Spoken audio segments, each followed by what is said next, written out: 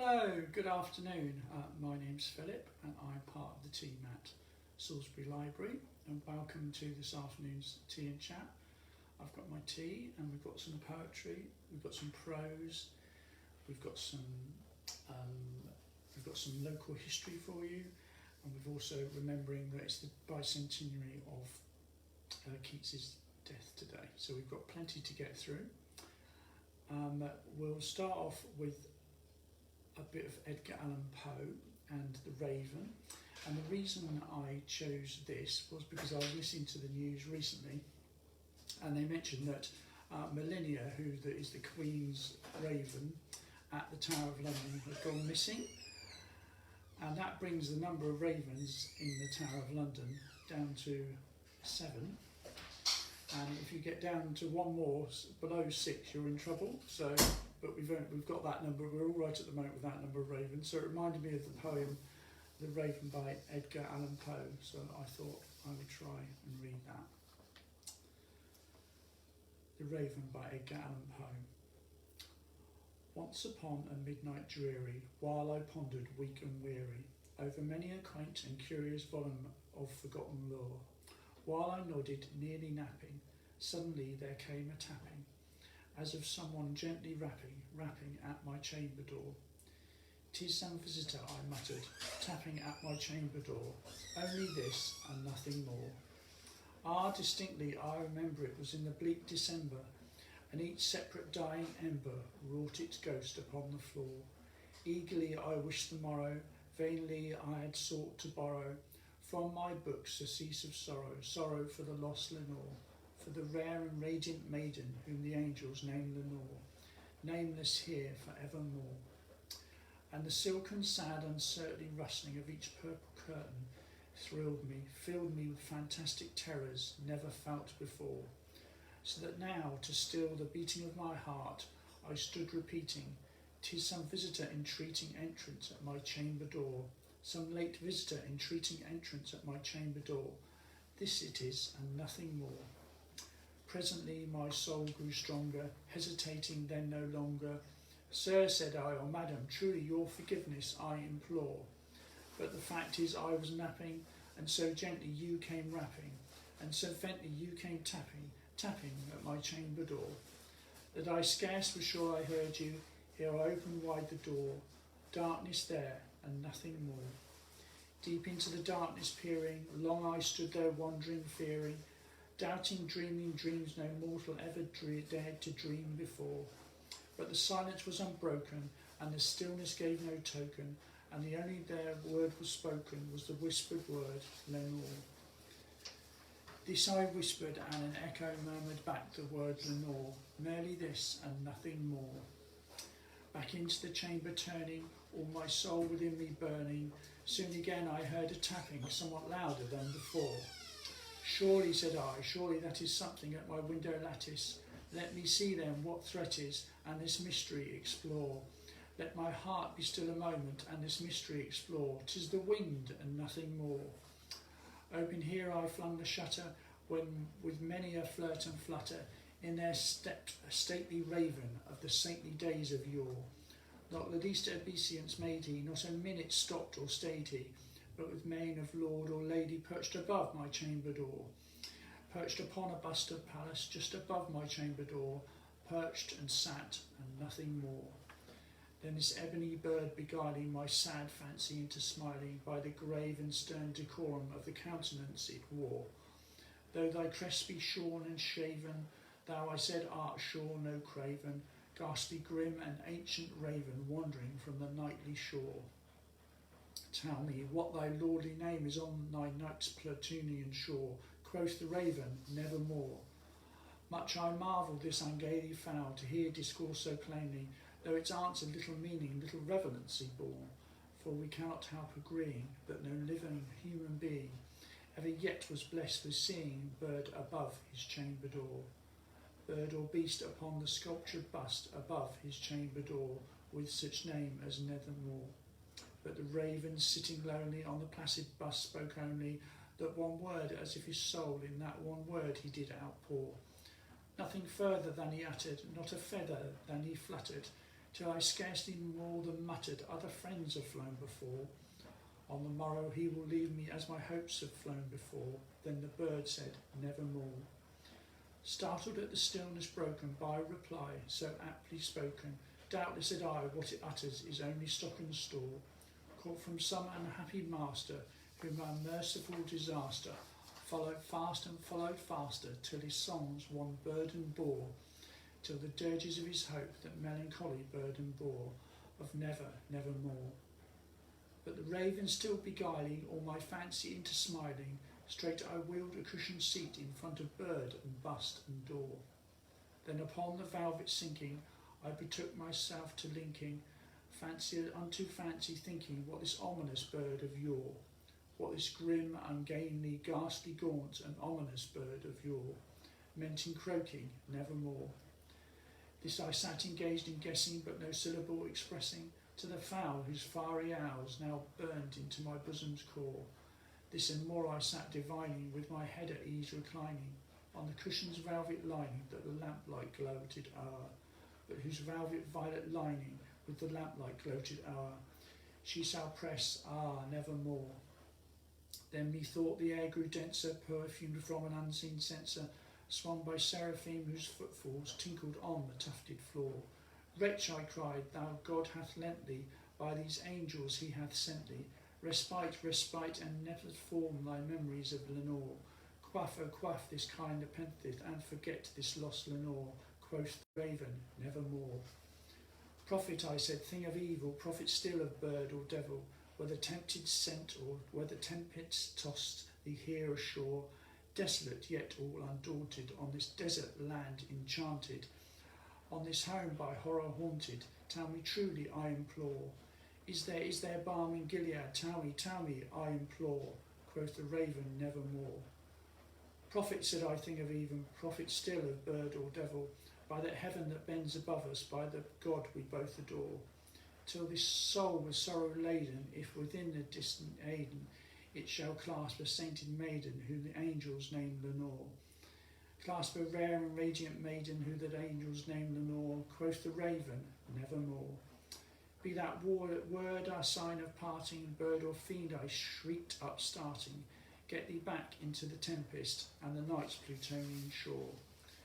Leave no black plume as token of that lie thy soul hath spoken, leave my loneliness unbroken, quit the bust above my door, take thy beak from out my heart, and take thy form from off my door. Quoth the raven, nevermore. And the raven never flitting, still is sitting, oh the pallid bust of Pallas just above my chamber door, and his eyes of all the seeing of a demon's that is dreaming, and the lamplight o'er him streaming through his shadows on the floor, and my soul from out that shadow that lies floating on the floor shall be lifted nevermore. So that was The Raven by Edgar Allan Poe, and as I said at the beginning, that was really reminded me of the events at the Tower of London, where one of the ravens has gone missing, and they're now down to 7 ravens. And there's a great book about this called The Raven Master by Christopher Scaife, and he's the person in charge of all the ravens at the Tower of London. And it's a really good read, so I'd recommend that. Let's try something a little bit lighter now. Let's try a bit of Edward Lear, and there's lots of nonsense poems from Edward Lear, but there's also one about Wiltshire, which I didn't know, I came across the other day, and it goes, there was an old person of Wilts, who constantly walked upon stilts. He wreathed them with lilies, and daffy down dillies, that elegant person of Wilts. There we go, a bit of Edward Lear focusing on Wiltshire. Okay, so we've been looking, going through quite a lot of stuff at work recently at the library, and we've been looking at some of the local history material, and one of the things I picked out the other day was Views and Reviews, and it's a special Diamond Jubilee edition, and there's the cover, as you can see, and it's from 1897, and in it there's a review of the County Hotel. I say a review, it's more like an advert really. And this is what is now the King's Head Wetherspoons in Fisherton Street in Salisbury. And I thought it would be interesting if I shared this review stroke advert with you. So this is from 1897 and a description of the County Hotel in Salisbury. This high-class hotel is the largest in the county and is one of the latest additions to the attractions of Salisbury. The premises have been built and opened so recently as 1895 and naturally embody every modern improvement and convenience. The building is a very large one, constructed of stone, with 3 lofty stories high and containing no less than 60 bedrooms, in addition to private sitting and public rooms, the latter including a very large coffee room, a ladies' coffee room, drawing, reading, ball, smoking and billiard rooms. A well-fitted bar and good grill are valuable features of the establishment, and good stabling is also provided. Both as a county and family hotel, this establishment meets a great want and has been furnished luxuriously and is up to date in all respects. Its success has been immediate and distinguished. We may mention that the whole of the oak fittings about the hotel are over 400 years old, the antique being thus happily blended with the modern. The courteous manageress, Miss Wilkinson, has won golden opinions from all classes of visitors, some going as far to say that the county is the most comfortable, reasonable and best managed hotel they've come across in their travels. Comfortable and elegantly homelike it most assuredly is, and as one can live en pension for 3 guineas a week, there can be no doubt that tariff is of the fairest and most moderate description. Further, the cuisine is very highly spoken of, and the cellars of the establishment are replete with choice spirits, wines, malt liquors, etc., and as the wines and spirits are all supplied from a very extensive stock of the oldest firm in the trade in Great Britain, the quality is guaranteed. The management puts forward the lowest priced wine card that has been circulated. Consequently, it is a treat to stop at the County Hotel, as it gives everyone the opportunity of drinking pure wine at a low price, nor are material comforts alone looked after. The handsome coffee room is a gallery for musicians and can be converted on occasion into a fine banqueting hall capable of seating 250 guests. Altogether, the County Hotel marks a new departure in Salisbury and will be much appreciated by the tourist and traveller as by local and county residents. Commercial gentlemen too will find every provision made for their wants, and all classes of travellers may trust themselves in the hands of the management, assured that everything will be done to maintain the hospitable traditions of English hotel life. So you can see that's quite a good advert. No 3-part slogans there. Nice, good, wordy advert for the County Hotel, which is now, of course, the King's Head Wetherspoon pub in Salisbury. And I'll just read you a short bit from another shop in Salisbury. This is from the same extract from the Diamond Jubilee Views and Reviews 1897 from Salisbury. And this is for Aldridge and Young Tailors at 11 Catherine Street. In an old world-famed city like Salisbury, where congregate many thousands of well-dressed people, and to which many more resort for trading purposes from the surrounding districts, it is not surprising to find there are tailoring and outfitting establishments of high repute. Amongst these, the well-known house of Aldridge and Young holds a very eminent position. As clerical outfitters alone, this firm holds an excellent place, and their reputation for clerical robes and complete clerical outfits is not to be surpassed. So there we are. If you need your clerical outfits, that's where you went in 1897. So we might try some more of those perhaps on another tea and chat later on in a number of weeks' time.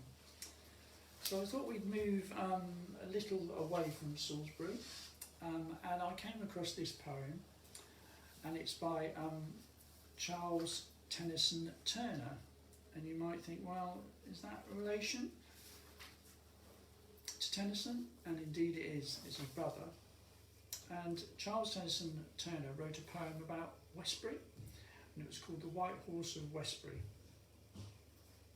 So here we go, The White Horse of Westbury by Charles Tennyson Turner.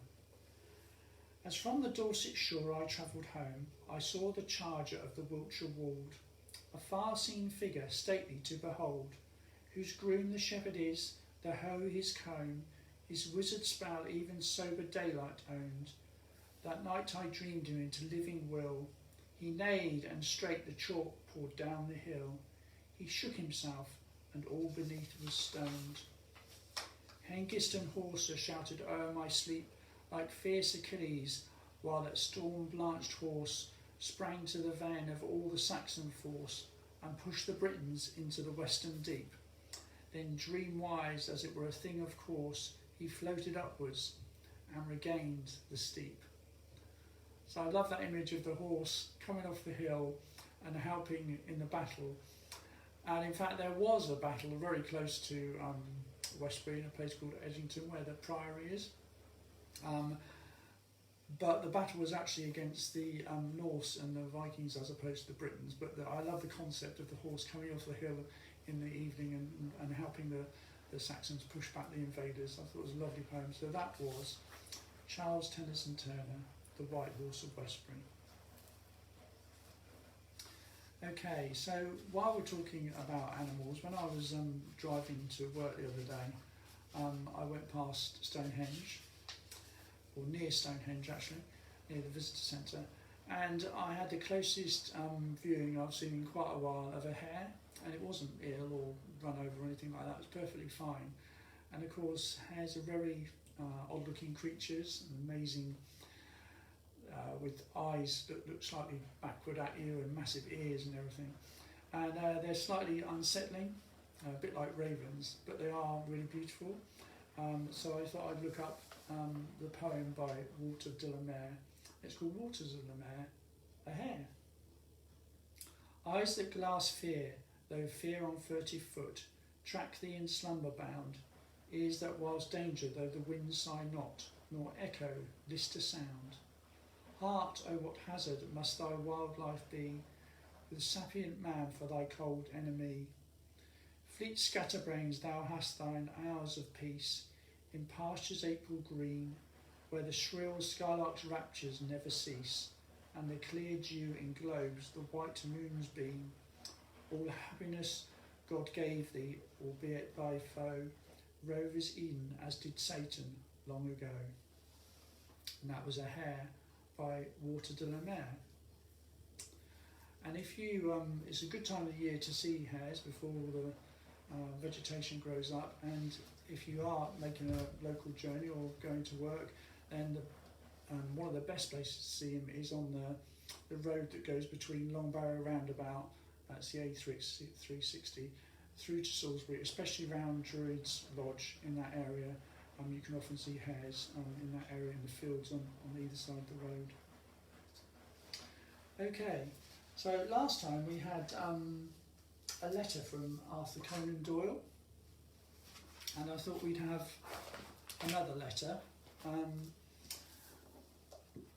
this is a letter to the Evening Mail in Portsmouth. Excuse me if I just have a sip of tea. And this was on the 15th of July, 1887. And when I saw it, I was quite taken aback, because I thought, wow, nothing changes and yet everything changes. And this letter is Arthur Conan Doyle expressing his support. He was very much in favour of vaccination. So I'll read you what he says, and you'll realise the same arguments of playing out time and time again. Sir, from time to time, some champion of the party which is opposed to vaccination comes forward to air his views in the public press, but these periodical sallies seldom lead to any discussion, as their inherent weakness of the position renders a reply superfluous. When, however, a gentleman of Colonel Wintel's position makes an attack upon what is commonly considered by the most competent to judge to be one of the greatest victories ever won by science over disease, it is high time that some voice should be raised upon the other side. Hobbies and fads are harmless things as a rule, but when a hobby takes the form of encouraging ignorant people to neglect sanitary precautions and to live in a fool's paradise until bitter experience teaches them their mistake, it becomes a positive danger to the community at large. The interests at stake are so vital that enormous responsibility rests with the men whose notion of progress is to revert to the conditions of things which existed in the dark ages before the dawn of medical science. Colonel Wintel bases his objection to vaccination upon 2 points: its immorality and its inefficiency or positive harmfulness. Let us consider each of these. It is immoral for a government to adopt a method of procedure which experience has proved and science has testified to be conducive to the health and increased longevity of the population. Is it immoral to inflict a passing inconvenience upon a child in order to preserve it from a deadly disease? Does the end never justify the means? Would it be immoral to give Colonel Wintle a push in order to save him from being run over by a locomotive? If all these are really immoral, I trust and pray that we may never attain morality. The Colonel's reasoning reminds me of nothing so much as that used by some divines of the Scottish Church who protested against the introduction of chloroform. Pain was sent us by Providence, said the worthy ministers, and it is therefore sinful to abolish it. Colonel Winter's line of argument is that smallpox has also been sent by Providence, and that it becomes immoral to take any steps to neutralise its mischief. When once it has been concisely stated, it needs no further agitation. And then he goes on for a little bit about why he thinks the vaccine for smallpox is very efficient and should be introduced. And then he gets towards the end of the letter and he says, in the London smallpox hospitals, nurses, doctors and dressers have been in contact with the sick for more than 50 years, and during that time there is no case on record of nurse, doctor or dresser catching the disease. They are, of course, periodically vaccinated. How long, I wonder, would the committee of the Anti-Vaccination Society remain in the wards before a case broke out among them?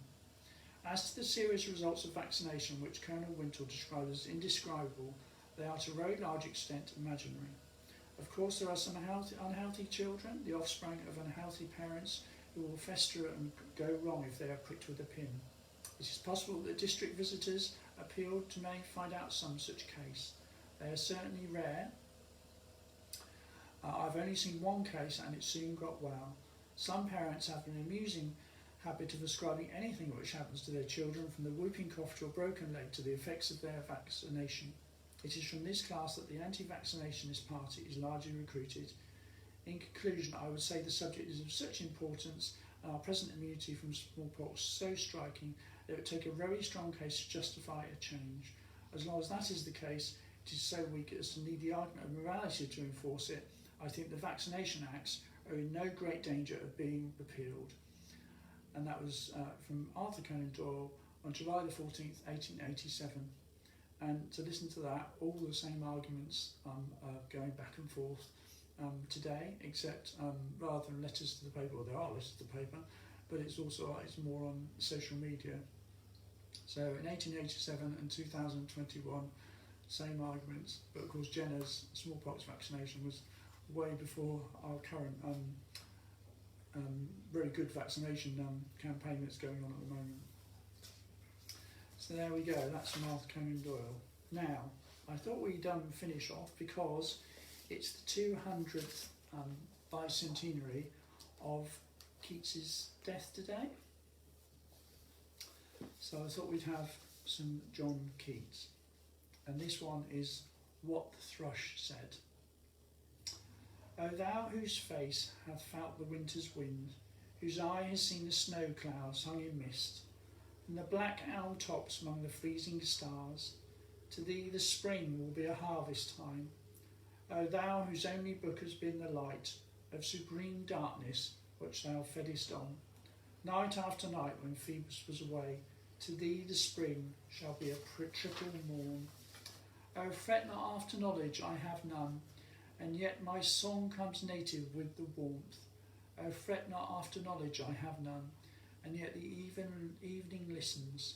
He who saddens has thought of idleness cannot be idle, and he's awake who thinks himself awake. So John Keats there talking about our thrushes, probably I should imagine a missel thrush from the top of the tree, singing particularly in windy winter weather, and of course particularly at the end of winter, beginning of spring, around this time as we approach March when it gets really windy. So as you say, John Keats died 200 years ago today in Rome, and he died of TB aged 25, and there are various things going on to celebrate the bicentenary. So the Poetry Society and Keats House, which is at Hampstead, are marking the anniversary, and they commissioned poets like Ruth Padal, Rachel Boast and Will Harris to write poems inspired by Keats, so I'd have a look at their websites. There's just been a play on the radio this afternoon, on Radio 4, which you'll be able to listen to on BBC Sounds, and that's Writ in Water, it's called, and that's the story of Keats's final weeks in Rome before he died. So that was 2:15 this afternoon on Radio 4. And finally, the Keats Shelley Memorial House in Rome, obviously where he passed away. They've got a video tour that you can look at online, and it's led by Bob Geldof, who's being the representative to commemorate the bicentenary. So there's a lot going on. You might want to have a look online to mark this bicentenary of Keats's death. Now, I fully appreciate I might not be the best reader in the world, but if you want to listen to people who are really good at reading poetry, then you can always go on to our Naxos spoken word online website, and if you go via Wiltshire Libraries and look at our online offer, you can log in with your library card, and there is poetry on there, and it's recited by people like Dame Judi Dench and Sir Ian McKellen, so there's some class acts there, and there's lots of poetry and spoken word that you can stream and listen to while you're busy doing whatever you're doing, ironing or relaxing or whatever. So that's worth a try. Okay, so I'll just finish off by letting you know about our book chat groups. We've got book chat groups across the county. Our nearest one is Salisbury and Wilton book chat group. We talk about books and we talk about libraries and we recommend books, and that is quite a fun, humorous group to join. So if you go onto Facebook and type in Salisbury and Wilton Library book chat group, you'll find that. In a fortnight's time, Steph will be here from Melksham Library, and she'll be doing a tea and chat, and we do this tea and chat every 2 weeks. And just to let you know that while we're in lockdown, many of the larger libraries, including Salisbury, are offering an order and collect service and essential computer use service. So if you did want to top up your poetry books or your some essays or whatever, you can either phone us up or do it online, let us know the books, we'll select them, and you come to the back door of Salisbury Library and you can pick them up when you're doing your essential journey into town. Okay, so thank you very much for listening to me today. I hope you enjoyed this afternoon, and I wish you a very good rest of the week. Take care. Bye.